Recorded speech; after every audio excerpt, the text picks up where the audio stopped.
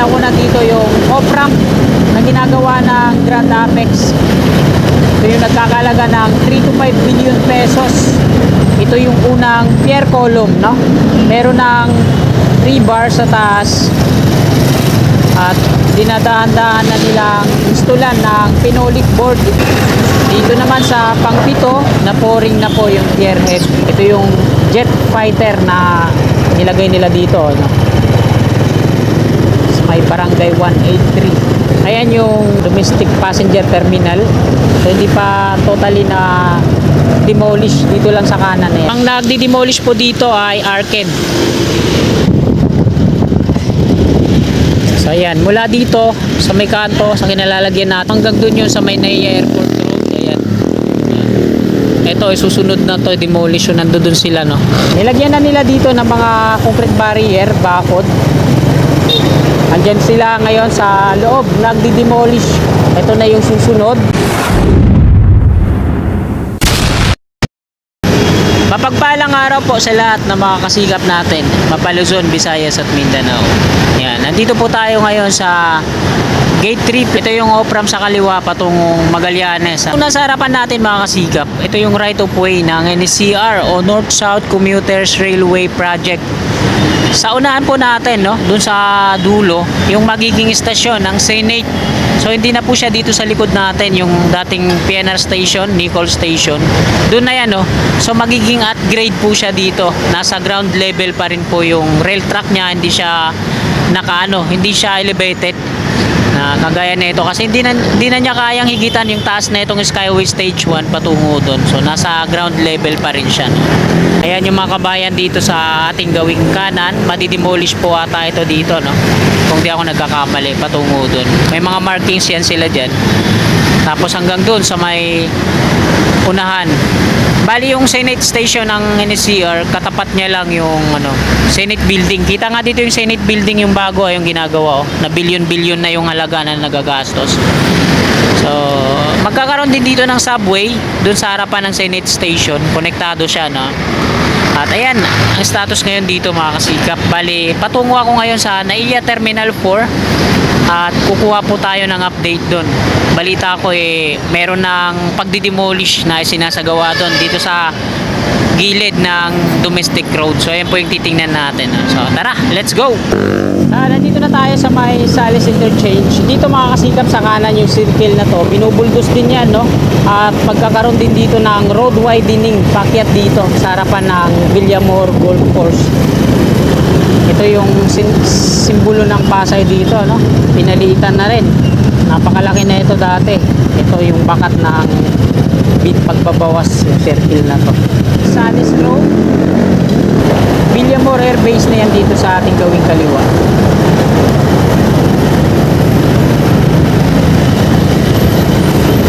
Sana naman hindi tayo abuti ng ulan. Ito yung toll ng off-ramp sa mga magtutungo dito sa Newport City po yan dito sa kanan.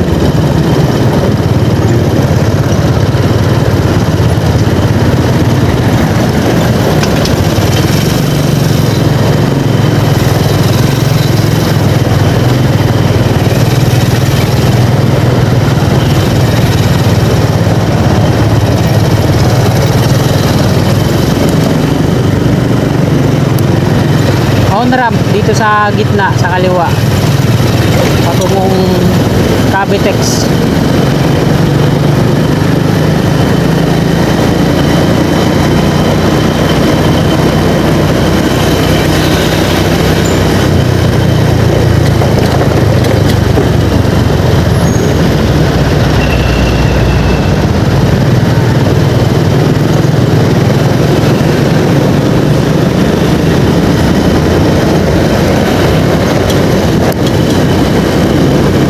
Tayo ng Naiya Expressway. Dito yung International Airport sa kaliwa natin. At ito na, mga kasikap, tanaw ko na dito yung off-ramp na ginagawa ng Grand Apex. Ito yung nagkakalaga ng 3 to 5 billion pesos. Yan, dito sa may Savoy Hotel. Ito yung unang pier column, no? Meron ng rebar sa taas at dinadahan-dahan na nilang installan ng pinolik board. Ito yung forma. Ganon din dito sa pangalawang pier column. Ito naman yung pangatlo, wala pang rebar pero meron ng platform. Ito yung pangapat mga kasigap, wala pang scaffolding na suporta para sa paggawa ng platform. Ganon din dito sa panglima. Ito naman yung pang-anim, so wala pang platform. Dito naman sa pang-pito, na-pouring na po yung pier head. Bali ang ginagawa nila, naglagay ulit na extend na rebar dun sa taas. So dyan na po yan ang pababa na rampa sa may circle din. Ito yung jet fighter na nilagay nila dito, no? Sa may barangay 183.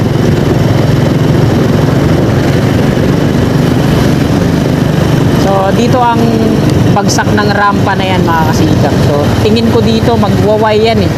Yung rampa ng off-ramp na ginagawa nila, isa yung off-ramp patungo dito sa direksyon natin. Isa naman yung pangaliwa patungo dun sa arrival at departure, no? Kasi magaling ano yan eh, NLEX at magaling ng south na patungo ng NAIA Terminal 3. So pag gusto nilang bumaba dyan sa arrival o nag-iba yung isip nila, napagtanto nila na magtungo muna ng Baclaran at dito sa Roas Boulevard, dito po sila diretso, no, pagbaba nila ng off-ramp.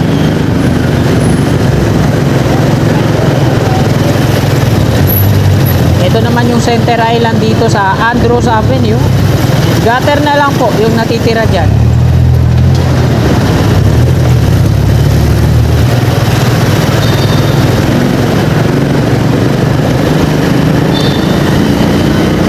Ito yung bagong building na ginawa ng Philippine Airlines dito sa kanan. Dalawa yan. Tapos ayan yung isa, yung puro glass yung wall, kulay asul. Last year lang yan natapos, ano. Ito, ganda na, oh. Philippine Airlines.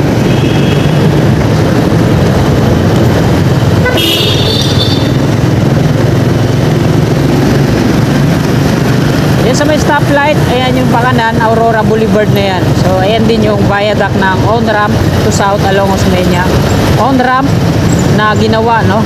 Ito yung NAIA Expressway extension to EDSA via Tramo.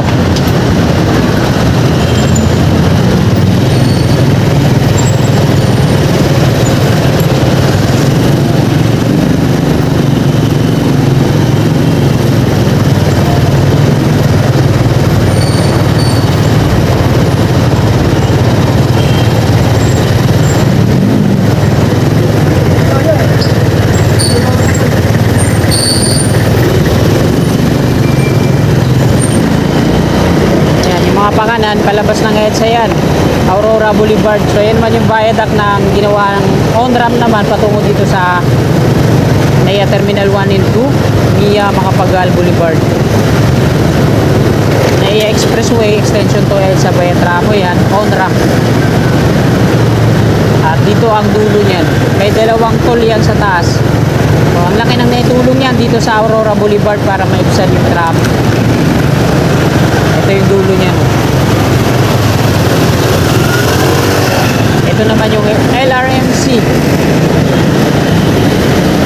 dito sa kanan natin. Andyan yung mga generation 4 na train na ginagamit sa NAIA, ay sa may ginagamit sa ano, Baclaran to Cavite extension. Ito Light Rail Manila Corporation. Ang dami, no? Mga train na yan, kulay pula. Ayan yung mga generation 4.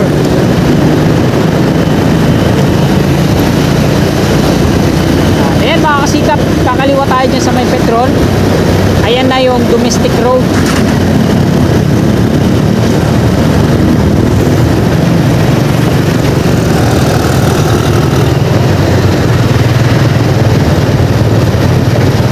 Ayan, yung diretso patungong Roas Boulevard yan, Baclaran, Pitex. ang tumbok nun sa may Asiana ay ano, City of Dreams. Eh yun oh, inuumpisa na nga dito i-demolish. Ayan mga kasikap oh. Sa kaliwa natin, tingnan natin, andyan yung mga workers ng Arken ah.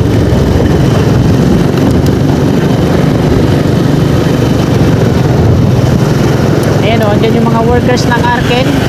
Binakuran na nila, concrete barrier. Tapos mga rip type na gamit na yero.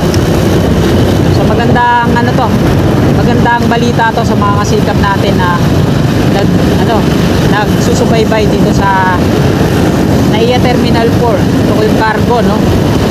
So hindi muna tayo aakyat dito sa flyover. Hindi muna tayo aakyat dito sa footbridge para una ng aerial shot kasi mataas yan dyan. Diretso na tayo dito, mag-U-turn.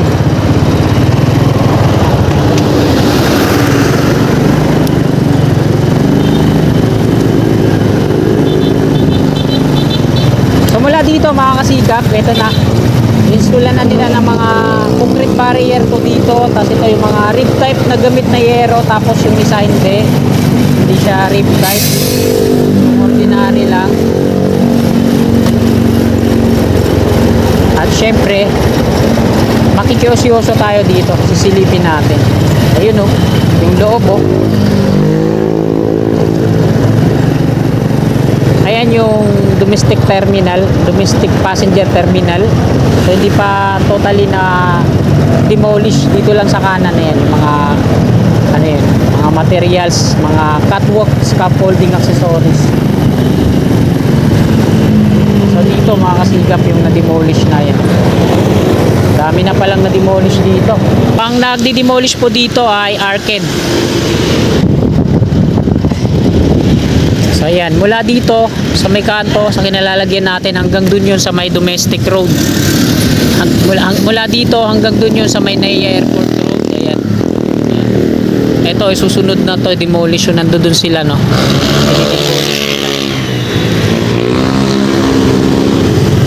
So ulitin ko lang mga kasikap, ang nagdi-demolish po dito ay Arken.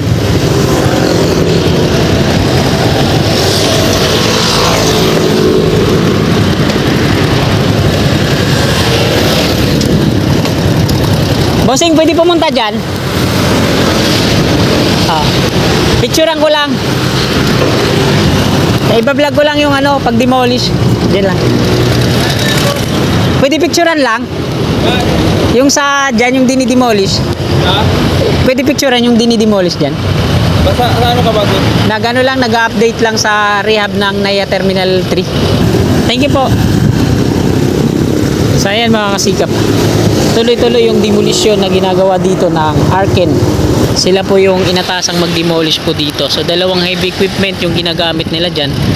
At mula nga yan dito hanggang doon sa dulo sa may NAIA Airport Road yung ano, pagdi-demolish. So, nung last update natin buo pa to yung kabayan dito hanggang doon. Sa ngayon makikita natin ayan, puro panambak na lang at inumpisa na patungo doon sa unahan. So ipakita ko yan sa inyo mga kasikap. Tara, let's go. Yan na nila dito ng mga concrete barrier, bakod. Andyan sila ngayon sa loob, nagdi-demolish. Ayan o, work in progress. Ito, patina no. Lahat ng mga binakuran nila dito, alams na. Ito na yung susunod. Yan, nilagyan naman nila dito ng ano, sidewalk para sa mga safety ng mga naglalakad. Yan oh, dito na yung ibang mga workers. Sa tapat na to, tinatanggal nila yung bubong.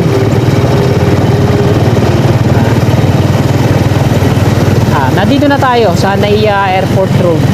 Hanggang dito yon yung demolition. Paikot pa yan doon.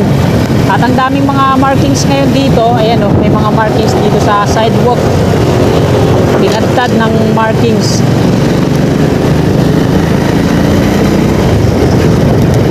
Ayan, umuulan na.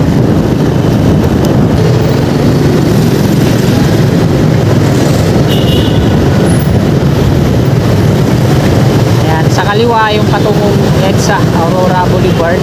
Diretso tayo ulit. Andros Avenue na to.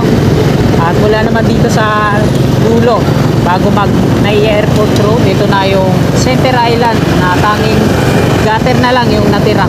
Hindi pa tinatanggal yung gutter.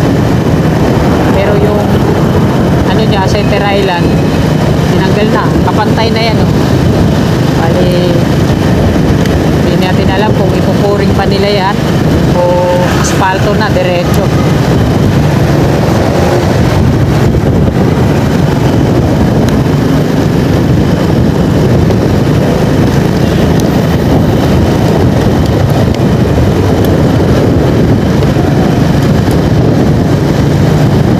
Ayan, may mga ano na sila dito, mga pipe.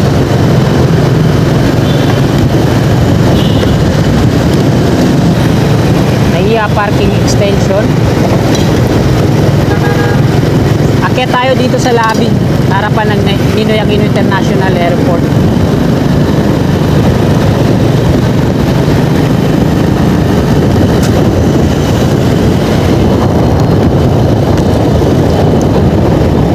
Ayan, lawak na dito. Yung mga gabundok na lupa dito sa kanan, ayan, ikinalat na nila.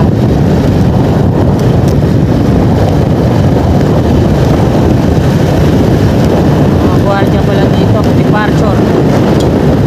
Ganda na dito, asfaltado na rin, ano? So dito sa NEA Terminal 3 yung lobby, huwag kayong pupunta, pag makamotor kayo, huwag kayong pupunta dito sa kanan kasi hulihin kayo. Dito lang kayo sa kaliwa. Ayan, lawak dito.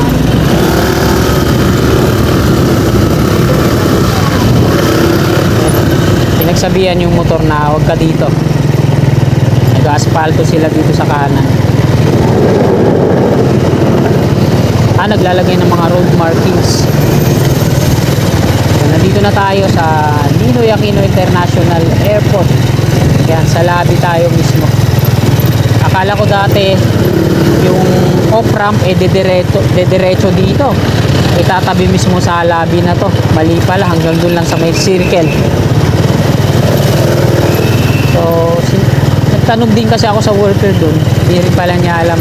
Pagkasabi niya na ganun din yung tatawid niya sa expressway yung viaduct, tapos hindi naman pala.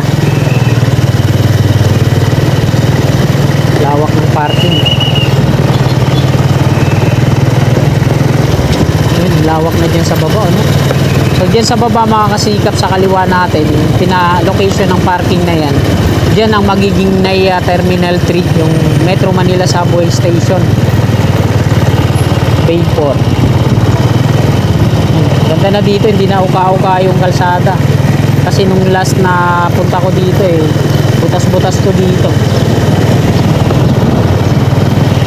Ginagawa pala yung kabila sa kanan. Kaya lahat ng mga 4 wheels nandito. 3 minutes lang yung maximum time para magbaba at magsakay dito. So ayan mga kasikap, yung parang concourse na rin to, no? Footbridge mula sa kanan sa may McDo.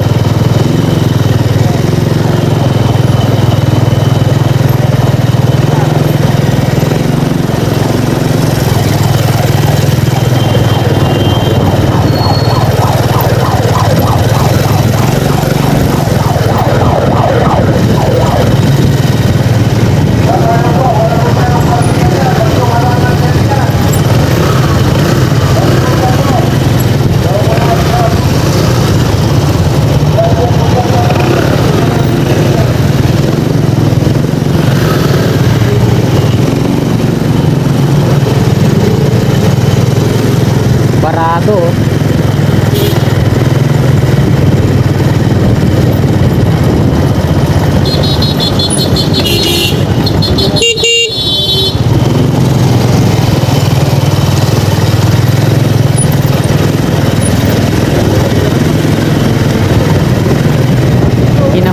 Ginawa ng parkingan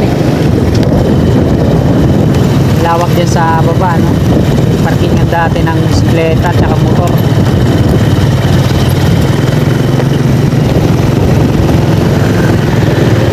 Vertical clearance, pati dito asfaltado na rin. Yan. So yan yung mga aeroplano, Cebu Pacific po yan, saka Air Asia. Ayan yung runway. Ito yung ginawa ng Binswell, yung kalsada dito sa kanan.